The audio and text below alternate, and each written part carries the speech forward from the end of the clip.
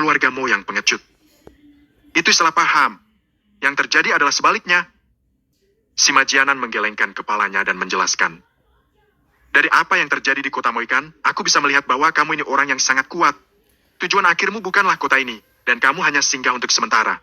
Akan tetapi, saudara keduaku dan Paman Zhongheng tidak memahaminya. Karena itu mereka tidak sengaja membuatmu tersinggung. Awal masalah ini sangat sederhana. Aku juga enggan bermusuhan denganmu. Apakah kita bisa berdamai saja? Berdamai? Yang Jen sedikit terkejut. Gaya diplomasi si Majianan ternyata sangat berbeda dari aura tersembunyinya. Bagaimana? Gampang saja. Si Majianan mengangguk dan berdiri. Awal dari masalah ini adalah karena Paman Zhongheng memporak-porandakan dapurmu. Jadi kamu berusaha membalas dendam dengan membabi buta pada keluargaku. Jadi menurutku, sebaiknya kita segera lupakan saja masalah itu. Kamu hanya perlu memberikanku 2 bahan obat-obatan sebagai kompensasi atas kerugian yang dialami keluargaku, dan meminta maaf secara publik. Baru setelah itu aku anggap masalah ini selesai. Bagaimana menurutmu? Yang Jen hanya bisa menatap si Majianan seolah pria itu baru saja menumbuhkan 1 kepala lagi. Damai macam apa ini? Bercanda. Yang Jen tersenyum getir, setengah mengejek dirinya sendiri, dan menyadari bahwa harapannya memang terlalu muluk karena mengira si Majian Chen benar-benar bersedia damai. Dia menggelengkan kepalanya tanpa daa, kemudian berdiri dengan perlahan. Si Majianan, kalau kamu tidak berencana untuk berdamai denganku, tidak usah buang-buang waktuku lagi. Aku ini orang sibuk, jadi tolong jangan membuatku menunda rejeki. Sambil berbicara, Yang Jen mulai berjalan dan keluar. Sepertinya dia berencana untuk membuka tokonya kembali. Namun, si Majianan sudah bergerak dan menempatkan diri tepat di hadapan Yang Jen. Yang Jen, jangan main-main dengan kesabaranku. Ini adalah syarat paling mudah yang bisa aku tawarkan untuk berdamai. Simpan saja tawaranmu itu. Kedua pemuda itu sekarang saling bertatapan dan Yang Jen sama sekali tidak menampilkan rasa takut. Sepertinya semua anggota keluarga Sima sama saja. Apa kamu ini mengira aku ini mudah untuk ditindas? Haha, bukankah memang seperti itu? Coba saja kalau berani. Jangan menantang maut. Kalau aku berniat untuk membunuhmu, tidak akan ada orang yang bisa menghalangiku.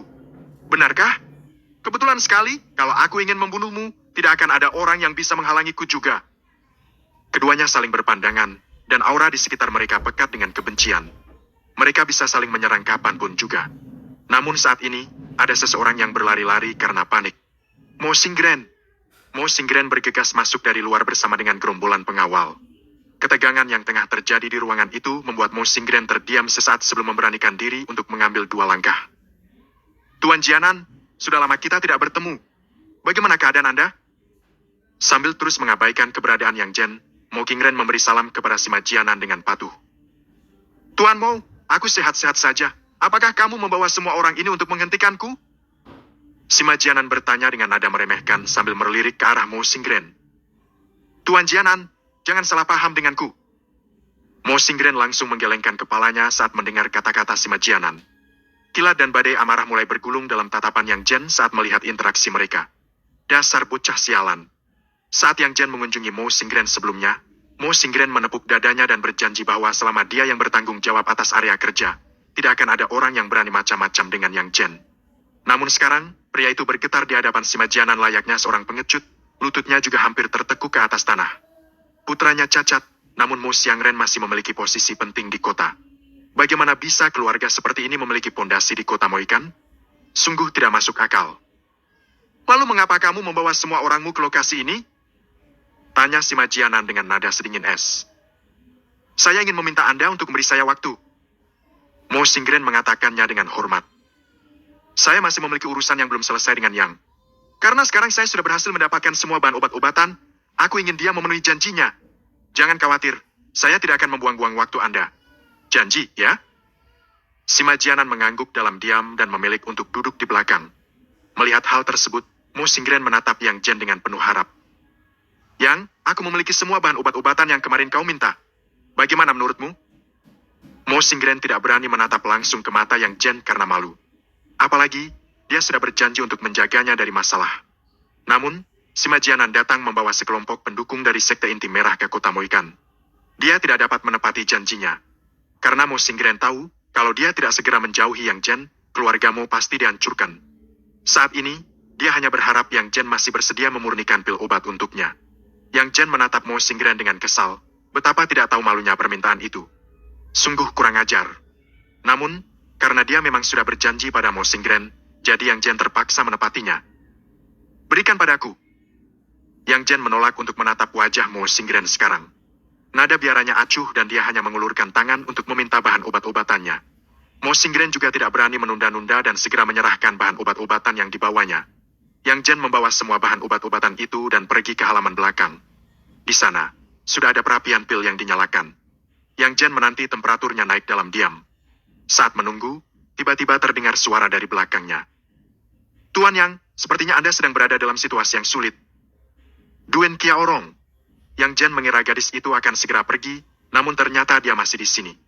Dia mengira Duen Qiaorong ingin menengahi masalah ini, karena gadis itu pernah berkata kalau dia ingin tahu apakah keluarga Sima memang tidak mematuhi aturan. Namun sekali lagi, Yang Jen juga salah. Duen Qiaorong sama sekali tidak memohon-mohon. Jadi Yang Jen sama sekali tidak menaruh harapan atas kehadirannya. Nona Duen, mengingat Nona juga tahu kalau situasiku saat ini tidak baik, mengapa kamu tidak pergi saja? Yang Jen bertanya dengan acuh, tanpa menoleh ke lawan bicaranya. Pergi? Ini bukan waktunya untuk pergi. Duen Qiaorong bergerak dengan ringan dan berjalan ke arah Yang Jen. Sebenarnya, saya tertarik pada Anda. Anda membutuhkan jiwa dari makhluk iblis tingkat 2 untuk memurnikan pil obat. Dari yang kulihat, sepertinya pil obatmu jauh dari biasa-biasa saja. Sejauh yang aku tahu, hanya proses pemurnian pil obat pangkat 4 yang membutuhkan jiwa makhluk iblis tingkat 2. Resep penggunaan jiwa makhluk iblis tingkat 2 sangat langka. Aku hanya pernah dengar sesekali saja. Tapi aku belum pernah melihat orang yang memurnikan pil obat menggunakan benda itu. Dunia ini luas, Nona Duen. Ada banyak hal yang belum pernah kamu lihat. Ini hanyalah pil obat pangkat 2. Bukan sesuatu yang spesial. Yang Jen tidak menyembunyikan apapun. Di hadapan Duen Qiaorong, dia melemparkan semua bahan obat-obatan ke dalam perapian pil. Dia tidak takut kalau metodenya ini dilirik oleh Duen Qiaorong karena hanya ahli alkimia yang dapat mempelajari cara memurnikan pil obat. Tanpa diduga, menonton Yang Jen melemparkan bahan-bahan obat-obatan ke perapian ini membuat Duen Qiaorong tertawa. Dia tahu bahwa itu bukan cara yang tepat untuk memasukkan bahan obat-obatan. Ahli alkimia biasa tidak akan dapat mempelajarnya diam-diam jika mereka semua harus menonton cara Yang Jen memurnikan pil. Setelah beberapa saat, Duen Qiaorong menonton Yang Jen mengambil keluar sebuah pil obat berwarna merah dari perapian pil, dan mengikutinya keluar dari halaman belakang. Tuan Mo, pil obatnya sudah dimurnikan. Dengan ini maka transaksi antara Anda dan saya sudah selesai. Sejak detik ini, kita sudah tidak memiliki hutang budi terhadap satu sama lain. Yang Jen sudah tidak lagi mempedulikan Mo Xingren. Dia hanya ingin segera memberikan pil obatnya dan memutuskan kontrak dengan pria itu. Baiklah. Mo Xingren mengambil pil obat dari tangan Yang Jen dengan buru-buru dan memeganginya seolah sedang menerima harta karun. Dia mengangguk setuju dan pergi dengan tergesa-gesa. Bab 48, Sekte Tanpa Ikatan. Pada saat ini, lagi-lagi ada 3 orang di toko. Sima Jianan memandang Yang Jen dengan tenang dan tersenyum. Yang Jen, pernahkah kamu melihatnya? Keluargamu, yang paling kamu andalkan, tidak peduli lagi denganmu. Di kota Moikan, tidak ada yang berani menentang keluarga Sima kami. Aku akan memberimu satu kesempatan terakhir. Apakah kamu setuju? Berhenti bicara omong kosong. Yang Jen tersenyum dan berkata, jika aku